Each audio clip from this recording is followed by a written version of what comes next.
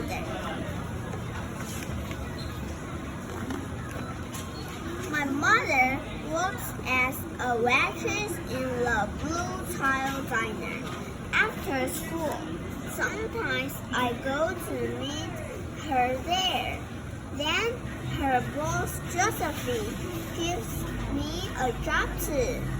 I wash the salt and pepper and fill the ketchup.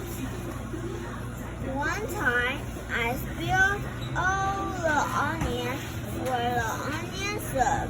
When I finished, Josephine says, "Good work, honey," and pays me. And every time I put half of my money into the jar. It takes a long time to fill a jar this big. Every day when my mother comes home from work, I take down the jar. My mama empties all her change from tips out of her purse for me to count. Then we push all of the coins into the jar. Sometimes my mama is lost in when she comes home from work. Sometimes she's so tired she falls asleep while I count the money out into piles. Some days she has lots of tips. Some days she has only a little. Then she looks worried. But each evening, every single shiny coin goes into a jar. We sit in the kitchen to count the tips. Usually, Grandma sits with us too. While we count, she likes to hum. Often she writes money in her own leather wallet. For us, whenever she gets a good bargain on tomatoes or bananas or something she buys, she puts by the savings and they go into the jar. When we can't get a single other coin into the jar, we are going to take out all the money and go and buy a chair. Yes, a chair. A wonderful, beautiful, fat, soft armchair. We will get one covered in velvet with roses all over it. We are going to get the best chair in the whole world. That is because our old chair burned up. There was a big fire in our other house. All our chairs burned. So did our sofa, and so did everything else. That wasn't answered a long time ago. My mother and I coming home from buying new shoes. I had new sandals. She had new pumps. We were walking to our house from the bus. We were looking at everyone's tulips. She was saying she liked red tulips. And I was saying I like yellow ones. Then we came to our block. Right outside our house stood two big fire engines. I could see lots of smoke. Tall orange flames came out of the room. All the neighbors stood in a bunch across the street. Mama grabbed my hand and we ran. My Uncle Sandy saw us and ran to us. Mama yelled, "Where's Mother?" I yelled, "Where's my grandma?" My Aunt Ida wept, blushed, and shouted, "She's here! She's here! She's okay! Don't worry!" Grandma was all right. Our cat was safe too, though it took a while to find her. But everything else in our house was spoiled. What was left of the house was tons of charcoal and ashes.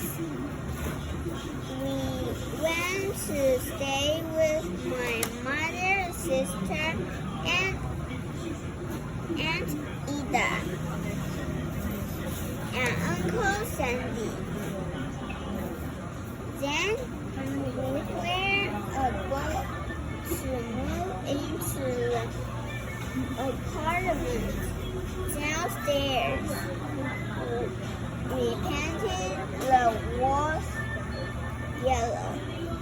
The floors were all shiny, but the rooms were very empty.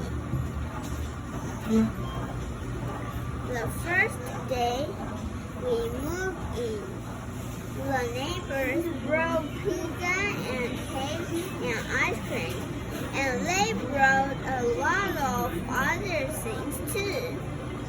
The family across the street brought a table and 3 kitchen chairs.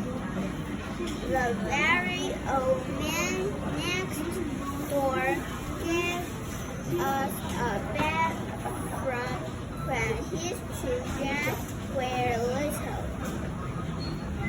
My other grandpa brought us his beautiful robe. My mother's other sister, Sally, had made us red and white curtains. Mama's bowls, Josephine brought pots and pans, silverware, and dishes. My cousin brought me her own stuffed bear. Everyone clapped when my grandma made a speech. You are all the kindest people, she said, and we thank you very, very much. It's lucky. We're done and can start all over. That was last year, but we still have no sofa and no big chairs. When Mama comes home, her feet hurt. There's no good place for me to take a load off my feet. She says, Grandma wants to sit back and cut up potatoes. She has to get as comfortable as she can on a hard kitchen chair. So that is how come Mama brought home the biggest jar she could find at the diner, and all the coins started to go into the jar. Now the jar is too heavy for me to lift down. Uncle Sandy gave me a quater.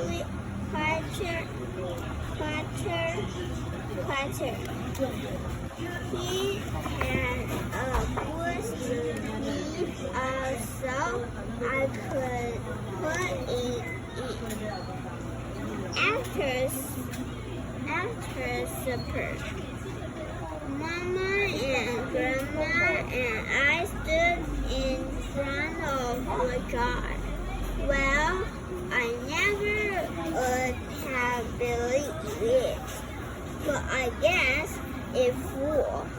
Mama said, my mother brought home little paper wrappers for the nickels and the things and the quarters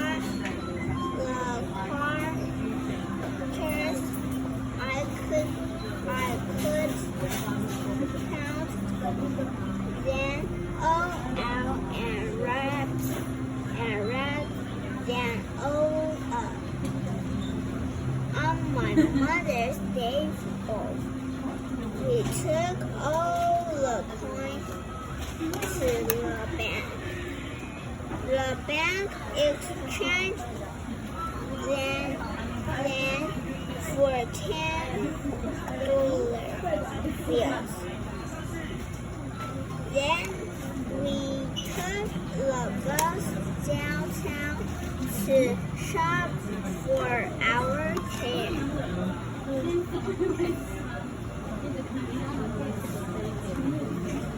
We shopped through 4 furniture stores. We tried out big chairs and smaller ones, high chairs and low chairs, soft chairs and harder ones. Grandma said she felt like Goldilocks in the 3 Bears trying out all the chairs.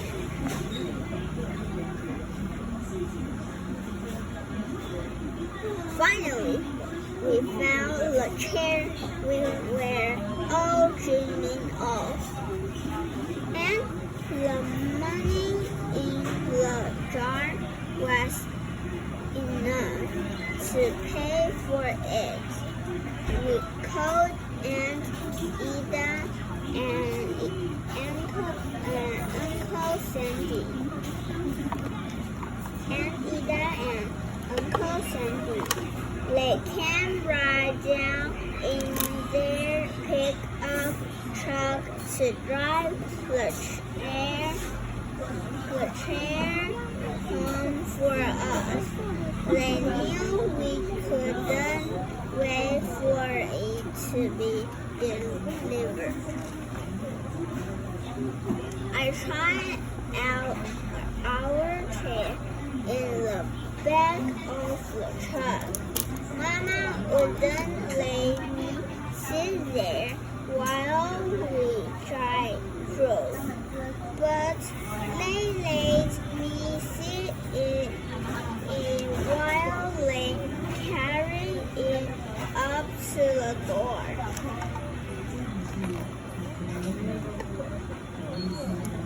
We sat the chair right beside the window with the red and white curtains.